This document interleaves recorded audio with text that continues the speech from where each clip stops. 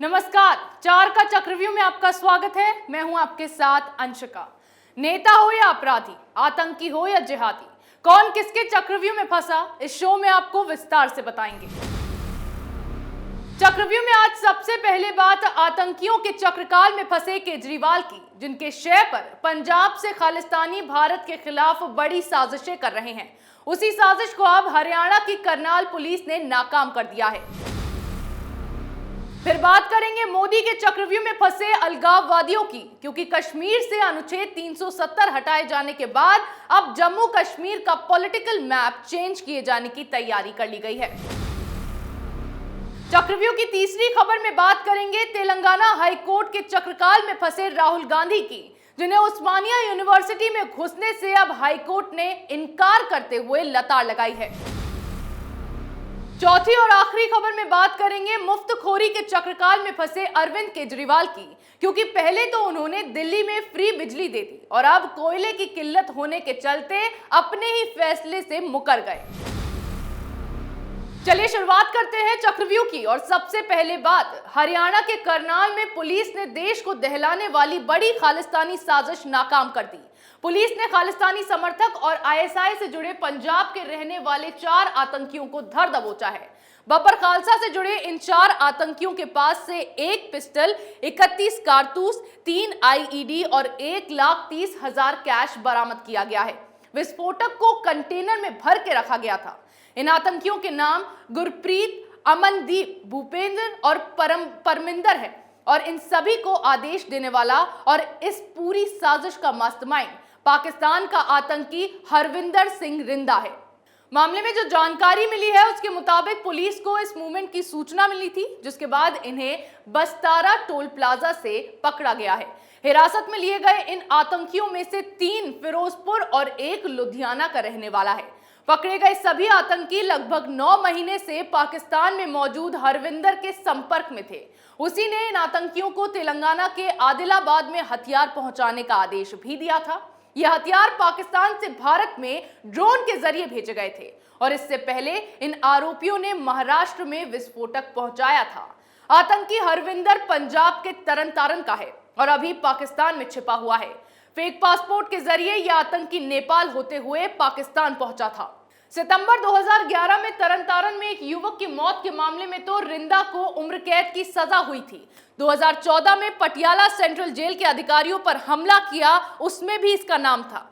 इतना ही नहीं, अप्रैल 2016 में चंडीगढ़ में पंजाब यूनिवर्सिटी में स्टूडेंट ऑर्गेनाइजेशन ऑफ इंडिया के अध्यक्ष पर भी रिंदा ने गोलियां चलाई थी। फिर अप्रैल 2017 में रिंदा पर होशियारपुर सरपंच की हत्या का भी आरोप लग चुका है। लुधियाना कोर्ट में हुए हमले में भी रिंदा का हाथ था। यह वही हमला है जिसमें बब्बर खालसा का हाथ होने का दावा किया गया था। बब्बर खालसा वो आतंकी संगठन है जो खालिस्तान की मांग करता है। इस संगठन को भारत समेत अमेरिका, कनाडा जैसे देशों ने भी प्रतिबंध लगा रखा है। यहां तक कि अमेरिका ने भी इस संगठन को दुनिया के लिए बड़ा खतरा बताया है। पंजाब में आम आदमी पार्टी की सरकार बनने के बाद से ही लगातार कभी पंजाब में हिंसा की खबर सामने आती है तो कभी विस्फोटक बरामद किए जाते हैं। अरविंद केजरीवाल के राज में अब पंजाब में यह आतंकी खुलकर फल फूल रहे हैं।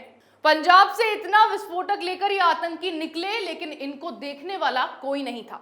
पंजाब की सरकार के साथ साथ सवाल पंजाब पुलिस पर भी उठने लगे हैं कि पंजाब पुलिस कैसे बेसुध होकर अपना काम करती है, क्योंकि अगर पंजाब में इन आतंकियों को शय नहीं दी जाती तो हरियाणा पुलिस को इन्हें पकड़ने की जरूरत नहीं पड़ती। यहां केजरीवाल ने पंजाब में आतंकियों का पालन पोषण शुरू कर दिया तो दूसरी तरफ कश्मीरी पंडितों को तोहफा दिया गया, क्योंकि अब केंद्र शासित प्रदेश जम्मू कश्मीर में परिसीमन आयोग ने विधानसभा सीटें बढ़ाने का प्रस्ताव दिया है, जिसके तहत जम्मू कश्मीर के लिए कुल 7 सीटें बढ़ाने की बात कही गई है। इस प्रस्ताव के अमल में आने के बाद जम्मू कश्मीर में विधानसभा सीटों की संख्या 83 से बढ़कर 90 हो जाएगी। इसके अलावा आयोग ने कश्मीरी पंडितों के लिए भी विधानसभा में 2 सीटें आरक्षित करने का प्रस्ताव दिया है। जम्मू कश्मीर पर गठित 3 सदस्यीय परिसीमन आयोग इस रिपोर्ट पर हस्ताक्षर कर चुके हैं। अब इस आदेश की एक कॉपी और रिपोर्ट सरकार के पास भेजी जाएगी। इस रिपोर्ट में निर्वाचन क्षेत्रों की संख्या, उनका एक क्षेत्र, आकार और जनसंख्या सभी का विस्तृत विवरण है। इसके बाद एक न्यूज़पेपर के जरिए इस आदेश को लागू किया जाएगा। इस कमीशन ने पीओके के लिए 24 सीटें खाली रखी हैं। इन सीटों को पहले भी खाली रखा गया था। परिसीमन आयोग के मुताबिक जो 7 सीटें बढ़ाई गई हैं, उनमें से 6 सीटें जम्मू कश्मीर के हिस्से आएंगी, जबकि 1 सीट कश्मीर में बढ़ाई जाएगी। अभी जम्मू रीजन में 37 विधानसभा सीटें हैं और कश्मीर में 46 विधानसभा सीटें आती हैं। इस प्रस्ताव के लागू होने के बाद जम्मू में विधानसभा सीटों की संख्या 37 + 6 यानी 43 हो जाएगी, जबकि कश्मीर डिवीजन में सीटों की संख्या 46 + 1 यानी 47 हो जाएगी। अहम बात यह भी है कि इस परिसीमन के लागू होने के बाद जम्मू का राजनीतिक महत्व बढ़ेगा। वहीं परिसीमन आयोग की रिपोर्ट के अनुसार 2 सीटें कश्मीरी प्रवासियों के लिए रिजर्व रखी गई है। गौर करने वाली बात यह है कि परिसीमन आयोग की रिपोर्ट में इसके लिए कश्मीरी प्रवासी शब्द का इस्तेमाल किया गया है। माना जाता है कि इस फैसले से विधानसभा में कश्मीरी पंडितों का प्रतिनिधित्व बढ़ेगा। इसके अलावा जम्मू कश्मीर परिसीमन आयोग में पहली बार अनुसूचित जनजाति के लिए 9 सीटें आरक्षित की गई है। इनमें से 6 जम्मू रीजन में है, जबकि 3 कश्मीर में है। जिस परिसीमन आयोग ने यह रिपोर्ट तैयार की है, राज्य में विधानसभा चुनावों का रास्ता साफ करने के लिए मार्च 2020 में इसका गठन किया गया था। पिछले साल इस आयोग को 1 साल का विस्तार दिया गया था। अब जैसा कि जिस उद्देश्य से इस आयोग का गठन किया गया, तो इस रिपोर्ट के जारी होने के साथ ही केंद्र शासित प्रदेश जम्मू कश्मीर में विधानसभा चुनाव कराए जाने का रास्ता साफ हो गया है। परिसीमन की अधिसूचना जारी होने के साथ ही यहां जल्द ही विधानसभा चुनाव कराया जा सकता है। लेकिन इस रिपोर्ट के बाद अब फारूक अब्दुल्ला, उमर अब्दुल्ला और महबूबा मुफ्ती जैसे नेताओं के पैरों तले जमीन खिसक गई है।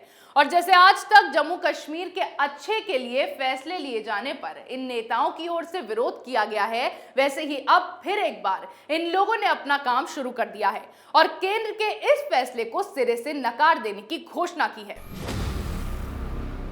यहाँ जम्मू कश्मीर का पॉलिटिकल मैप बदलने की तैयारी की जा रही है, तो वहीं राहुल गांधी का ट्रैक रिकॉर्ड उन पर ही भारी पड़ता नजर आ रहा है। इसी क्रम में राहुल गांधी को तेलंगाना हाईकोर्ट से लताड़ भी पड़ी है। उस्मानिया यूनिवर्सिटी में कांग्रेस नेता राहुल गांधी के कार्यक्रम को अनुमति देने से तेलंगाना हाईकोर्ट ने इनकार कर दिया है। अदालत ने कहा है कि यूनिवर्सिटी कैंपस का इस्तेमाल राजनीतिक मंच के तौर पर नहीं किया जाना चाहिए। इससे पहले यूनिवर्सिटी प्रशासन ने भी कांग्रेस नेता को इजाजत देने से इनकार कर दिया था। दरअसल हाईकोर्ट ने 4 अप्रैल को राहुल गांधी के प्रस्तावित कार्यक्रम को यूनिवर्सिटी काउंसिल के प्रस्ताव का उल्लंघन बताया। राहुल गांधी का यहां 7 मई को कार्यक्रम प्रस्तावित था, लेकिन जब उन्हें यूनिवर्सिटी में घुसने नहीं दिया गया तो कुछ छात्रों ने हाईकोर्ट का दरवाजा खटखटाया, जिनका कहना था कि राहुल गांधी छात्रों से सीधा संवाद करना चाहते हैं, उन्हें इसकी इजाजत दी जानी चाहिए। पर अदालत ने राहुल गांधी को सीधी भाषा में जवाब देते हुए कह दिया कि भले ही इसे सीधा संवाद बताया जा रहा हो, लेकिन इसके पीछे राजनीतिक मंशा से इनकार नहीं किया जा सकता। यूनिवर्सिटी का परिसर राजनीतिक प्लेटफॉर्म की तरह प्रयोग नहीं होना चाहिए और इसीलिए इसकी अनुमति नहीं दी जा सकती है। उस्मानिया यूनिवर्सिटी के कार्यकारी परिषद ने साल 2017 में एक प्रस्ताव रखा था, जिसमें राजनीति के साथ साथ गैर शैक्षणिक गतिविधियों पर कैंपस में रोक लगा दी गई थी। इसके 1 साल पहले हाईकोर्ट ने राज्य सरकार को यूनिवर्सिटी कैंपस में राजनीतिक और सार्वजनिक बैठकों की अनुमति नहीं देने के आदेश जारी किए थे। और फिर जिस तरह से राहुल गांधी का ट्रैक रिकॉर्ड रहा है, उसे देखकर यह होना वाजिब है, क्योंकि हर जगह जाकर राहुल गांधी अपना मोदी विरोधी एजेंडा शुरू कर देते हैं, फिर पीएम और बीजेपी के विरोध में ये जहर उगलने लग जाते हैं। राहुल गांधी को तो उस्मानिया यूनिवर्सिटी में घुसने नहीं दिया जाएगा, लेकिन इस बीच दिल्ली के मुख्यमंत्री अरविंद केजरीवाल भी ऐसी दुविधा में फंसे हैं कि उन्हें अपने ही वादों से मुकरना पड़ गया है। अरविंद केजरीवाल ने प्रेस कॉन्फ्रेंस में फ्री बिजली पर बड़ा ऐलान किया है, जिसके तहत दिल्ली कैबिनेट ने फैसला लेते हुए कहा है कि हम लोगों को विकल्प देंगे। अगर वो फ्री बिजली योजना में सब्सिडी नहीं देना चाहते हैं तो उनको सब्सिडी नहीं दी जाएगी। 1 अक्टूबर से उन्हें ही बिजली मिलेगी जो लोग सब्सिडी मांगेंगे। दिल्ली सरकार के इस फैसले का मतलब है जिसे मुफ्त की बिजली चाहिए वो ले और जिसे मुफ्त की बिजली नहीं चाहिए वो उसके पैसे भरे। अब सवाल जरा अरविंद केजरीवाल से किया जाना चाहिए कि ये तय कैसे होगा कि किसे मुफ्त की बिजली चाहिए और किसे नहीं। फिर दूसरी बात, पहले तो इतने सालों तक लोगों को 200 यूनिट बिजली मुफ्त मुहैया दिल्ली सरकार ने करवाई और अब जब कोयले की कमी के कारण बिजली आपदा हो गई है तो अपने वादों से ये फिर मुकर गए हैं। लेकिन अहम बात यह है कि जब दिल्ली की जनता को केजरीवाल ने मुफ्तखोरी की आदत लगा दी है, उसके बाद कोई भी मुफ्त की बिजली लेने से क्यों इनकार करेगा। ऐसे ही पंजाब में सरकार बनाने के बाद आम आदमी पार्टी ने जनता को 300 यूनिट फ्री बिजली देने का ऐलान कर दिया है, जो कि 1 जुलाई से लागू किया जाएगा। अब पंजाब पहले से ही कर्ज में डूबा हुआ है और ऊपर से पंजाब बिजली विभाग भी ये कह चुका है कि पंजाब में बिजली की कमी के चलते अभी 300 यूनिट फ्री बिजली मुहैया नहीं करवाई जा सकती है। ऐसे में आज केजरीवाल अपनी फ्लॉप पॉलिसी की वजह से दिल्ली में अपने वादों से मुकरे हैं और कल ऐसे ही केजरीवाल पंजाब में भी करेंगे, जिसके बाद खामियाजा जनता को ही भुगतना पड़ेगा। चक्रव्यूह में मेरे साथ आज इतना ही। कल फिर कौन किसके चक्रव्यूह में फंसेगा नए मुद्दों के साथ पेश होंगे और दिखाएंगे कई और सनसनीखेज खुलासे। तब तक के लिए देखते रहिए कैपिटल टीवी।